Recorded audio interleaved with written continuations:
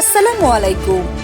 Mariners টিভির পক্ষ থেকে আপনাদের সকলকে জানাচ্ছি আন্তরিক শুভেচ্ছা ও অভিনন্দন। পুরো সংবাদ জুড়ে আছি আমি তাহসিনা ইসলাম। মুক্ত এমভি আবদুল্লাহর ভেতরের ছবিতে যা দেখা গেল, সোমালিয়ান জলদস্যুদের হাত থেকে ৩১ দিন পর মুক্তি মিলেছে এমভি আবদুল্লাহ জাহাজ সহ ২৩ নাবিকের। এখন তারা সংযুক্ত আরব আমিরাতের বন্দরের পথে। আবারও জলদস্যুদের কবলে পড়ার আশঙ্কায় জাহাজের চারপাশে একাধিক আন্তর্জাতিক যুদ্ধজাহাজ রয়েছে বলে জানা গেছে। এদিকে জলদস্যুদের হাত থেকে মুক্তি পাওয়ার পর এমভি আবদুল্লাহর ভেতরের বেশ কয়েকটি ছবি সংবাদের হাতে এসেছে। এসব ছবি দেখেই বোঝা যায় জাহাজের ভেতরে জিম্মি থাকা নাবিকদের দুর্বিষহ জীবনের কথা। রান্নাঘরে ছড়িয়ে ছিটিয়ে আছে আবর্জনায় ভর্তি থালা বাসন, নোংরা ফ্লোর। ১২ই মার্চ বিকেলে সোমালিয়া উপকূল থেকে অন্তত ৫৫০ নটিক্যাল মাইল দূরে এসে এমভি আবদুল্লাহকে ছিনতাই করেছিল জলদস্যুরা। এ সময় জলদস্যুদের কবল থেকে রক্ষা পেতে স্পেন, ইতালি সহ অন্তত ৪টি দেশের নৌবাহিনীর কাছে জরুরি বার্তা দিয়েছিলেন জাহাজের ক্যাপ্টেন, কিন্তু তাদের কাছ থেকে কোনো সহযোগিতা মেলেনি। পরবর্তীতে জাহাজটি সোমালিয়া উপকূলে পৌঁছার পর আক্রমণ করে জিম্মি ২৩ নাবিককে মুক্ত করে আনার পরিকল্পনা করলেও তাতে সাড়া দেয়নি বাংলাদেশ সরকার এবং জাহাজ মালিক প্রতিষ্ঠান KSRM।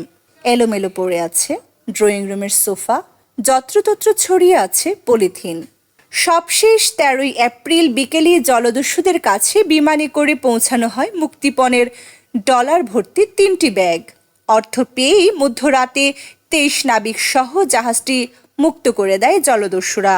মুক্তি পাওয়া ২৩ নাবিক হলেন master Rashed Mohammad Abdur, chief officer Mohammad Atikullah, second officer Chowdhury Mazharul Islam, fourth engineer Mohammad Tanvir, fireman Shakil Mosharraf Hossain, chief cook Islam Mohammad Shafiqul, general steward Uddin Mohammad Noor, Rahman Mohammad Asifur, Hussain Mohammad Sajjad, ওয়েলার হক আইনুল, শামসুদ্দিন মোহাম্মদ। এদের সবার বাড়ি চট্টগ্রামে। অপরিষ্কার কমোড, নোংরা ফ্লোরে ছড়িয়ে ছিটিয়ে আছে ডিটারজেন্ট পাউডারের প্যাকেট। আরও আছেন লক্ষ্মীপুর ও ফেনীর ইঞ্জিন ক্যাডেট খান আয়ুব, ইলেকট্রিশিয়ান উল্লাহ ও ইব্রাহিম খলিল, নোয়াখালীর নাবিক হক মোহাম্মদ আনোয়ারুল ও ফাইটার আহমেদ মোহাম্মদ সালেহ, খুলনার সেকেন্ড ইঞ্জিনিয়ার ইসলাম মোহাম্মদ তৌফিকুল, ফরিদপুরের থার্ড অফিসার ইসলাম মোহাম্মদ তারিকুল, টাঙ্গাইলের ড্যাক ক্যাডেট হুসাইন মোহাম্মদ সাব্বির, নওগাঁর চিফ ইঞ্জিনিয়ার শহীদুজ্জামান ASM, নেত্রকোনার থার্ড ইঞ্জিনিয়ার উদ্দিন মোহাম্মদ রোকন, নাটোরের অর্ডিনারি সিমেন মোহাম্মদ জয়, সিরাজগঞ্জের হক মোহাম্মদ নাজমুল ও বরিশালের হুসাইন মোহাম্মদ আলী। দীর্ঘদিনের ময়লা জমে আছে ফ্রিজের ভেতর, নেই কোনো খাবার। জানা গেছে সোমালীয় জলদস্যুদের কবল থেকে মুক্ত হয়ে উপকূল ত্যাগ করে ভারত মহাসাগর অংশে পৌঁছতেই এমভি আবদুল্লাহ জাহাজের আশপাশে অবস্থান নেয় অন্তত ৪টি দেশের নৌবাহিনীর কয়েকটি বোট। এরপর এসব দেশের নৌ সদস্যরা জাহাজটিতে উঠে আসেন। এ সময় তারা নিজ নিজ দেশের পতাকা নিয়ে বাংলাদেশের নাবিকদের সঙ্গে ছবিও তুলেন। অবশ্য জাহাজের নাবিকরা আগে থেকে বাংলাদেশের পতাকা নিয়ে উল্লাস করছিলেন। নোংরা বেসিনে পড়ে রয়েছে প্যাকেট, বোতল। মুক্তিপণ দিয়ে ফেরার পথে ভারত মহাসাগরের ঝুঁকিপূর্ণ অংশ অতিক্রমের সময় সোমালিয়া জলদস্যুদের অন্য কোনো গ্রুপের হামলা চালানোর শঙ্কায় নৌ সদস্যরা নিরাপত্তামূলক ব্যবস্থা নিয়েছেন বলে জানান মেরিন বিশেষজ্ঞরা।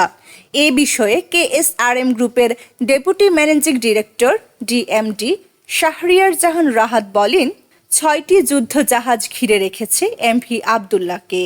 তারাও একটি মানসিক চাপের মধ্যে ছিল। আমাদের মতো ৪টি দেশের নৌবাহিনীর তাগিদ ছিল যাতে তাড়াতাড়ি ওই ইস্যুটার সমাধান করা যায়। এই কারণে আল্লাহর রহমতে আমরা এই ইস্যুটা দ্রুত সমাধান করতে পেরেছি। নোংরা ফ্লোর, অপরিষ্কার ছড়িয়ে ছিটিয়ে আছে রান্নার পাত্র, বিনে জমে রয়েছে দীর্ঘদিনের ময়লা। KSRM এর প্রধান নির্বাহী কর্মকর্তা মেহেরুল করিম বলেন, আমেরিকার একটি কন্ডিশন আছে, একটি ডলার নিতে হলেও তাদের সংস্থার অনুমতি নিতে হয়, ওটা আমাদেরও নিতে হয়েছে। এই ধরনের ইন্টারন্যাশনাল কাজে তাদের অনেক অ্যাসোসিয়েটর সমন্বয় করতে হয়।